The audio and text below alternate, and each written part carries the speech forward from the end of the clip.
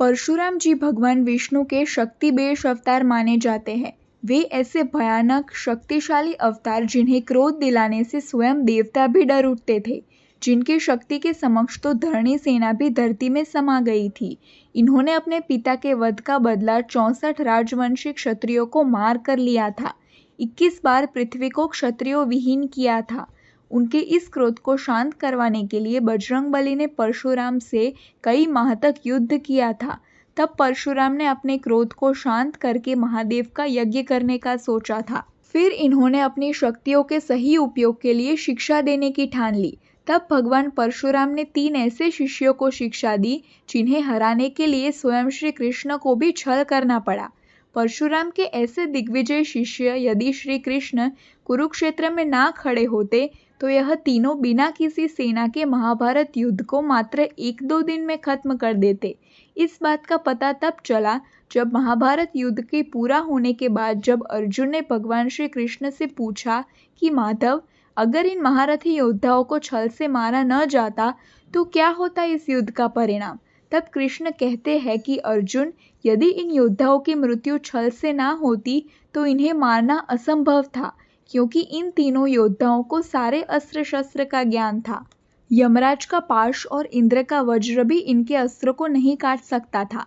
क्या तुम्हें ज्ञात है पार्थ, जब महामहिम भीष्म ने स्वयं सूर्यदेव को ललकारा था तब अर्जुन कहते हैं कि इतनी शक्ति कैसे माधव कि कोई सूर्यदेव को ही ललकारे। तब कृष्ण कहते हैं कि इससे कई गुना ज्यादा शक्ति महामहिम रखते हैं। अब बात करते हैं परशुराम के दूसरे शिष्य की। तब अर्जुन कहते हैं कि कौन है वो माधव।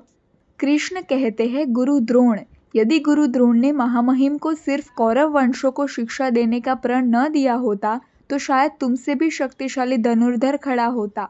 गुरु द्रोण के पास इतनी शक्ति है कि यदि वह अपने धनुष को छोड़ के युद्ध करे तब भी वह तुम्हारी आधी सेना का विध्वंस कर देंगे।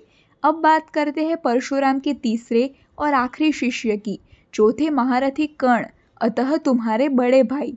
यदि वो तुम्हारे पक्ष में होते तो इस युद्ध में मेरी कोई आवश्यकता ही नहीं थी। स्वयं अंगराज कर्ण ही कई अक्षिणी सेना के बराबर है, जिन्होंने इंद्रदेव को अपने मात्र 3 बाण से भयभीत कर दिया था, जिनके सम्मान से बड़ी उनकी दानवीरता थी, जिनसे समाज ने बालपन से दया न करी। तब दुर्योधन ने उनके साहस और वीरता देख सम्मान किया था। जिस प्रकार कर्ण उनका त्याग करते, क्या पता तुम कर्ण के प्रति उदारता दिखाते तो स्वयं कर्ण तुम्हारे पक्ष में खड़े रहते। तब अर्जुन कहते हैं, परंतु माधव, युद्ध के दौरान मेरे बाणों से भ्राता कर्ण का रथ कई मील पीछे खिसक गया था। तब कृष्ण हंसते हुए कहते हैं कि मेरे और बजरंगबली के होते हुए तुम्हारे रथ को इंद्रदेव जरा भी नहीं खिसका सकते, उसे कर्ण का बाण काफी धकेल देता था। तब अर्जुन क्रोध में कहते हैं कि कितनी शक्ति थी भ्राता कर्ण में। फिर श्री कृष्ण कहते हैं कि जिस जरासंध को मारने में भीम को कई दिन का समय लग रहा था, यदि मैं भीम को जरासंध की कमजोरी नहीं बताता तो जरासंध अवश्य जीवित रहता। परंतु कर्ण एक ऐसे योद्धा थे जिन्हें बिना किसी आवश्यकता के जरासंध को एक ही दिन में परास्त किया था और उन्हें ज्ञात था कि जरासंध की मृत्यु कैसे होगी। परंतु कर्ण ने मित्रता के कारण जरासंध को जीवित छोड़ दिया था। और क्या तुम जानते हो पार्थ, यदि कर्ण ना होते तो कितने मासूमों की जान जाती। अर्जुन कहते हैं कि वो कैसे माधव। तब कृष्ण कहते हैं कि एक श्राप के कारण पार्थ। तब अर्जुन कहते हैं, कैसा श्राप माधव। तब कृष्ण कहते हैं कि जब गुरु द्रोण कौरवों और पांडवों को अस्त्र का ज्ञान दे रहे थे तब तुम्हारी तरह ही कर्ण भी गुरु द्रोण से विद्या प्राप्त करने गए थे, परंतु गुरु द्रोण ने कर्ण का राजपूत न होने के कारण उन्हें मना कर दिया था। जब बालक कर्ण को हर तरफ से निराशा का सामना करना पड़ा तब कर्ण ने अपनी विद्या को प्राप्त करने के लिए एक बहुत बड़ा निर्णय लिया। तब अर्जुन कहते हैं कि कैसा निर्णय माधव। तब कृष्ण कहते हैं कि अपने विद्या को प्राप्त करने के लिए कर्ण ने अत्यंत क्रोधी भगवान परशुराम से झूठ बोला।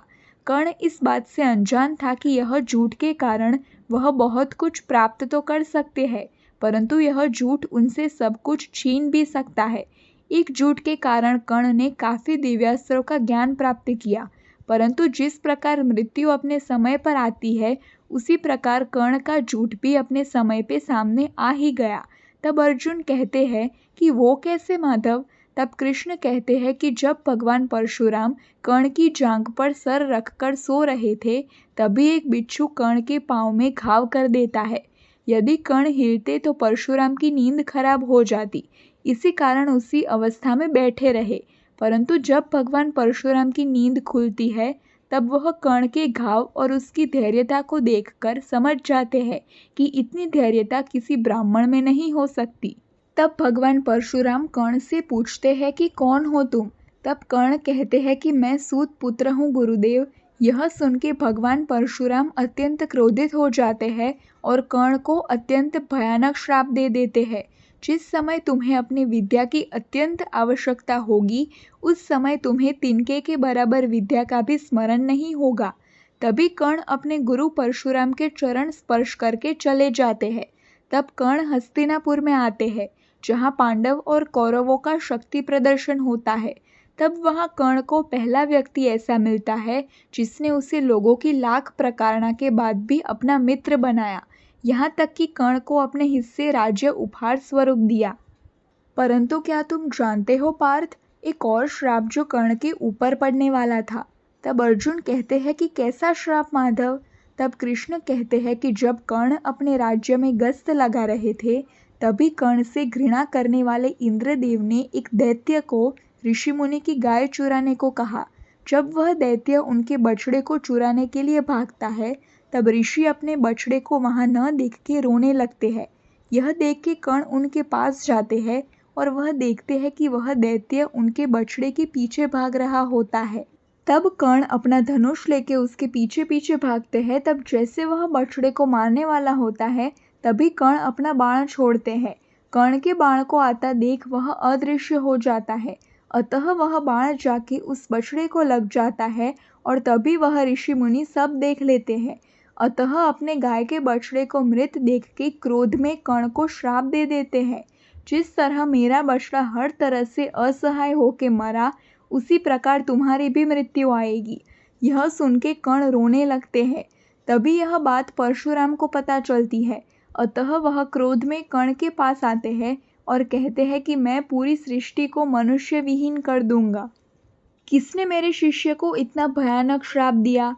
तब कर्ण कहते हैं कि रहने दीजिए गुरुदेव, मुझे श्राप की आदत सी पड़ गई है। लगता है मेरा समस्त जीवन श्रापित है। आपने भी तो मुझे क्रोध में श्राप दिया था। तब भगवान परशुराम ने भी अपने क्रोध को त्याग कर कर्ण को गले से लगा लिया था।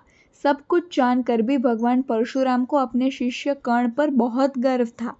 भगवान कृष्ण ने आगे अर्जुन से कहा कि इन तीनों से मुझे इसीलिए डर था पार्थ, इसीलिए परशुराम जी के इन शिष्यों से संसार में सभी डरते हैं।